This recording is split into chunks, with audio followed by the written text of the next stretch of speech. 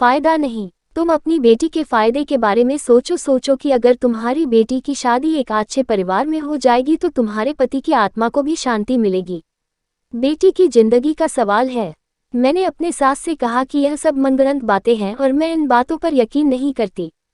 थोड़ी देर बाद मेरी बेटी रोती हुई मुझसे आकर लिपट गई। मैंने देखा कि मेरी बेटी के बाल सही सलामत है। इधर मेरी सास के चेहरे का रंग फीका पड़ गया था कि उसके बाल कटे हुए नहीं थे बल्कि बिल्कुल ठीक है। मैं अपनी बेटी को कमरे में ले गई और मैंने कमरे का दरवाजा अंदर से बंद कर लिया। मैंने अपनी बेटी से पूछा कि तुम्हारे साथ दादा ने क्या किया था। मेरी बेटी ने बताया कि दादा ने पहले तो अपना ब्लैक कलर का कुर्ता पहना और उसके बाद मेरे सामने आकर बैठ गए थे। दादा मेरे करीब आए तो मेरी जान निकल गई और फिर जैसे ही दादा ने मेरे सर पर हाथ रखा तो मेरी आंखों से आंसू बहने लगे। दादाजी ने मुझे अपने करीब किया और अपने सीने से लगा लिया। माँ, मुझे ऐसा लग रहा था जैसे मेरा दम घुट जाएगा क्योंकि दादा ने मुझे बहुत मजबूती से पकड़ा हुआ था और फिर मुझे महसूस हुआ कि दादा के गरम गरम आंसू मेरे गालों पर गिर रहे थे। दादाजी, आप क्यों रो रही हो? काफी देर बाद जब दादा ने मुझे खुद से अलग किया तो उनकी आंखें लाल हो गई थी और आंसुओं से उनका चेहरा भीगा हुआ था और ज्यादा नहीं। मुझे बस उन्होंने एक बात बताई जिसको सुनकर मेरे होश उड़ गए। दादा ने मुझे बताया कि मेरी बेटी, मैं तेरे बाल नहीं काट सकता, मैं तेरे साथ कुछ गलत नहीं कर सकता। तू मेरा अपना खून है, तू मेरे इकलौते बेटे की निशानी है और तेरी चाहत मेरे घर की छत है। दादाजी की बातें मुझे बिल्कुल भी समझ नहीं आ रही थी, लेकिन दादाजी के शब्दों ने मुझे चौंकाने पर मजबूर कर दिया था। मैंने दादा से कहा कि आखिर आप क्या कहना चाहते हैं और दादा ने मुझे वापस आपके पास आने को कहा। कहने लगे, तुम वापस अपनी माँ के पास चले जाओ और अपनी माँ से कहना कि दादाजी तुम्हारे बाल नहीं काट रहे। और मैं आपके पास भागी चली आई। अपने बेटी की सारी बातें सुनकर मुझे बहुत हैरत हुई थी और मैं अपने ससुर के कमरे की तरफ चली गई। मेरी बेटी भी मेरे साथ ही थी। जब मैं अपने ससुर के कमरे में गई तो मेरे ससुर मेरी सास के कदमों में बैठे रो रहे थे और मेरी सास से माफ़ी मांग रहे थे। मेरी सास भी सिसकता कर रो रही थी। यह सब देखकर मैं परेशान हो गई थी और उन दोनों से पूछने लगी कि आखिर मामला क्या है, मुझे भी तो कुछ पता चले। आप दोनों कितनी देर से एक दूसरे के पास बैठकर रो रहे हो? मेरे ससुर ने जब मेरी आंखों में और मेरी बेटी की आंखों में आंसू देखे तो वह मेरे करीब आकर कहने लगे, आज मैं तुम्हें एक सच्चाई के बारे में बताना चाहता हूँ और तुमसे एक राज खोलना चाहता हूँ, शायद जिसे सुनकर तुम्हारा शरीर कांपने लगेगा। मेरे ससुर ने मुझे रोते हुए बताया कि आज से कई साल पहले की बात है। मैं इस गांव के चौधरी का हाथ नहीं था और मैं सिर्फ चौधरी के ही बाल काटा करता था। गांव का चौधरी बहुत ऐश तरह का आदमी था और उसकी आदत मुझे बिल्कुल भी पसंद नहीं थी, लेकिन मेरी मजबूरी थी कि मुझे ये नौकरी करनी पड़ रही थी। और फिर एक दिन गांव के चौधरी ने मुझे नौकरी से निकालकर एक नया काम सौंप दिया, लेकिन जो काम उसने मुझे बताया वो काम करने के लिए तैयार नहीं था और उसके घर से काम छोड़ दिया। उसके बाद मैंने गांव में अपनी ही दुकान खोल ली थी। जब मेरा बेटा कमाता तो था, मुझे इतनी परेशानी नहीं होती थी। चौधरी में दुकान पर आकर बहुत परेशान किया करता था और मुझे इस काम के लिए रजामंद करना चाहता था, लेकिन मैं कभी भी उसके घिनौने काम में साथ नहीं देना चाहता था। और फिर एक दिन ऐसा हुआ कि मेरा बेटा इस दुनिया चला गया और घर की सारी जिम्मेदारियां मेरे सर पर आ गई। चौधरी ने मेरा जीना दुश्वार कर दिया था। ये बात मैंने कभी बेटे को भी नहीं बताई थी। वह चाहता था कि मैं किसी भी तरह से उसकी बात मान लूं और जो कहता है वो करना शुरू कर दूं, लेकिन मैं बहुत खुददार आदमी था, उसकी बात नहीं मानना चाहता था। भले ही मैंने उसका ये काम करना छोड़ दिया था और जब अपनी दुकान कर ली तो वह मुझे वहां पर भी तंग किया करता था। मेरे बेटे की नौकरी अच्छी थी और उसकी कमाई से सारा घर का खर्च, इसलिए मैंने चौधरी के तंग करने पर अपने दिमाग पर किसी तरह का बोझ नहीं डाला।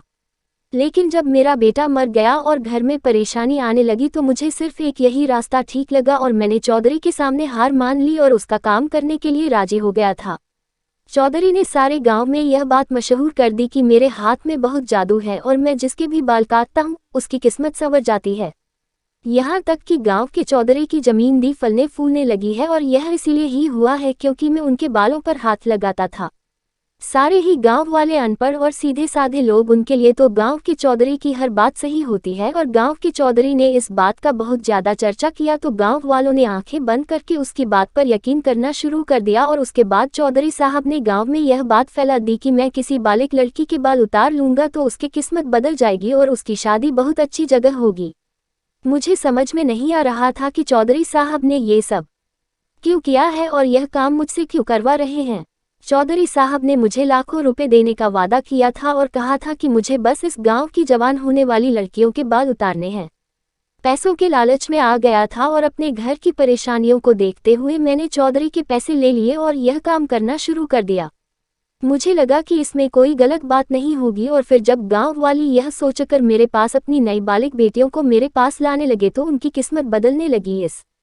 मैं भी खुशी खुशी रात के अंधेरे में उनके बाल उतार दिया करता और बदले में चौधरी साहब मुझे बहुत पैसे दे देते थे। कई सालों तक ये सिलसिला इसी तरह से चल रहा था। फिर एक दिन मुझे तुम्हारी दादी ने बताया कि जिन लड़कियों के मैं बाल काटता हूँ उनके साथ चौधरी साहब क्या खेल खेलते हैं, और यह जानकर मेरे भी रोंगटे खड़े हो गए थे और वे चौधरी के गंदे खेल में अब बुरी तरह से फंस चुका था और अब मैं खुद को चाहकर भी नहीं बचा पा रहा था और आज तक मैं उनके इस खेल का शिकार हूँ। तुम्हारी सास को इस बारे में चौधरी की हवेली की किसी नौकरानी ने बताया था और तुम्हारी सास ने यह बात मुझे बताई तो मुझे बड़ा अफसोस हुआ कि मैं कितना गलत काम कर रहा हूँ। चौधरी साहब को कम उम्र की नई नई जवान लड़कियों के साथ अपनी हवस पूरी करने का शौक था और गांव में इस बात को बहुत ज्यादा छुपाया जाता कि कोई लड़की कब जवान हुई चौधरी साहब नहीं है। खेल रचाया और मैं उनकी बातों में आ गया। जवान होने वाली लड़की जैसे ही मेरे पास आकर अपने बाल कटवा दी तो चौधरी साहब को इस बात की अभी लड़की नई नई बाली हुई है और वह उसके साथ अपनी हवस पूरी करने के लिए कोई नया खेल रचाकर उसे अपनी हवेली बुला लिया करते थे और गांव के हर बालिक लड़की और उनकी गंदगी और उनकी हवस का शिकार बन जाती थी। अब मैं इस काम में बुरी तरह से फंस चुका हूँ। यहाँ तक कि चौधरी साहब ने मुझे ब्लैकमेल किया था कि अगर मैंने किसी के सामने भी यह बात खोलने की कोशिश की तो वह बिल्कुल भी इस बात को स्वीकार नहीं करेंगे बल्कि मुझ पर ही कोई इल्जाम लगाकर मुझे बदनाम कर देंगे। इस डर से मैंने कभी चौधरी साहब का काम नहीं खोला और न ही कभी अपने घर की औरतों को अकेला घर से बाहर जाने की परमिशन दी। चौधरी की नज़र बहुत गंदी है और खराब है। तुम्हारे साथ अच्छी तरह जानती थी कि जिन लड़कियों के बाल में काटता हूँ उनके साथ चौधरी साहब क्या करते हैं, इसलिए चुप चुप कर रोया करती थी और मैं खुद भी कई घंटे होने के बाद नीचे आता था क्योंकि मैं इस गंदे काम में शामिल नहीं होना चाहता था। मेरी मजबूरियों ने मुझे काम करने पर मजबूर कर दिया था। चौधरी साहब ने मुझे काले रंग का कुर्ता दिया था और कहा था कि लड़की के बाल काटते वक्त तुम यही कुर्ता पहना करो ताकि लोगों को लगे कि तुम कुछ खास करते हो जिसकी वजह से लड़कियों की किस्मत बदल जाती है। चौधरी लड़की को अपनी हवस का निशाना बनाने के कुछ ही महीनों बाद ही उसकी शादी अपने किसी मासूम नौकर से करवा देता है और उस नौकर को ढेर सारा पैसा भी देता है। इस तरह से उस लड़की की जिंदगी संवर जाती है।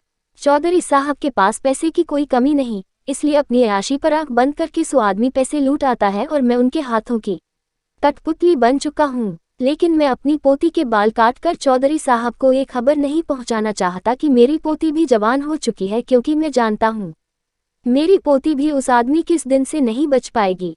अपने ससुर की बात सुनकर मैं और मेरी बेटी रोने लगे थे। हमें तो इस चीज़ की कोई खबर ही नहीं थी क्योंकि मैं तो शहर से शादी करके यहाँ पर आई थी और मेरे ससुर ने और मेरे पति ने कभी मुझे घर से बाहर निकलने नहीं दिया था। इसलिए मुझे गांव में क्या होता है इस बारे में कुछ भी नहीं पता था और न ही कभी मुझे चौधरी साहब के बारे में कुछ पता था। मुझे तो अपने ससुर का अपने बेटे पर नज़र रखना और उनका हमेशा मेरी बेटी पर पाबंदियां लगाना बुरा लगता था। लेकिन अब मैं सोच रही थी कि मेरे ससुर मेरी बेटी से कितना प्यार करते थे कि जो मेरी बेटी को चौधरी सा बचाने के लिए इस कदर कोशिश करते रहे थे। मेरे ससुर ने हमसे वादा किया कि वह अपने पोते की इज्जत पर कोई आंच आने नहीं देंगे और न ही आइंदा गांव की दूसरी लड़कियों की बर्बादी का दरिया बनेंगे। मेरे ससुर ने कहा कि अब चाहे हमारे घर में कितनी ही परेशानियां आ जाए, लेकिन वह चौधरी के घिनौने काम में उनका साथ नहीं देंगे। मेरे ससुर ने हमसे कहा कि अपना सामान पैक कर लो, हम इस गांव को छोड़कर कहीं दूर चले जाएंगे और जाने से पहले मैं गांव के मास्टर के नाम एक खत लिखकर जाऊंगा जिसमें सारी हकीकत लिख दूंगा। गांव के मास्टर दिखता मजेदार आदमी है तो खामोशी से गांव वालों को ये बात समझा देंगे और यह किस्सा हमेशा के लिए खत्म हो जाएगा। हम में से कोई नहीं जानता था कि अब हमारी मंजिल क्या है। मेरे ससुर ने कदम बढ़ाया था, इसलिए हमें यकीन था कि ऊपर वाला हमारी मदद जरूर करें।